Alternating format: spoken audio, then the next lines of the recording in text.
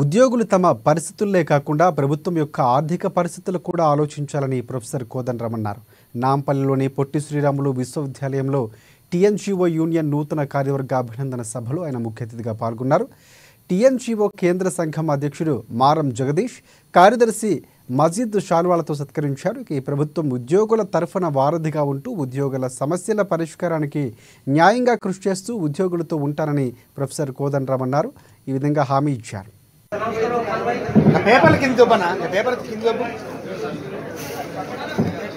శ్రీనివాస్ గారికి సన్మాన కార్యక్రమం అవసరం లేదు, నిస్పృహకు గురి కావలసిన అవసరం లేదు. ఈ చరిత్ర మనల్ని ఎప్పుడూ సన్మార్గంలో నడుపుతుంది. వద్దన్నా గాని ఆ చరిత్ర ముందుకు వస్తుంది, ఆ స్ఫూర్తి మిమ్మల్ని ముందుకు నడిపిస్తుంది. అదే ఇవాళ టీఎన్జీఓకు ఈ తెలంగాణలో ఉన్న పాత్ర.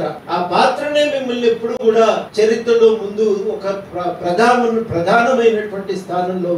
అదే మనం ఇవాళ అందరూ కూడా గ్రహించాల్సిన విషయం. ఏమన్నా చిక్కు సమస్యలు వచ్చినా దాంట్లోకి వెళ్ళి బయటపడి, సుడిగుండంలో చిక్కుకున్నా బయటపడి మళ్ళీ తాను ముందుకు నడవటమే కాదు, సమాజానికి మార్గనిర్దేశన చేయగలిగేటువంటి శక్తి మనకు యూనియన్ ఉంది. మనకు ఇది చాలా కీలకం. అందుకనే మనం కూడా కేవలము ఈ నేపథ్యాన్ని దృష్టిలో పెట్టుకొని మన గురించి మాత్రమే కాకుండా ఈ ఆర్థిక పరిస్థితి మీద కూడా కొంత తెలుసుకోవాలి, కొంత అందరికీ అర్థం కావాలి. అర్థం చేసుకున్నాక దానిపైన ఖచ్చితంగా మనం కూడా ఒక దృక్పథాన్ని వెలువరించాలి. ఇట్లా నడవాలి, ఈ జాగ్రత్తలు పాటించాలి.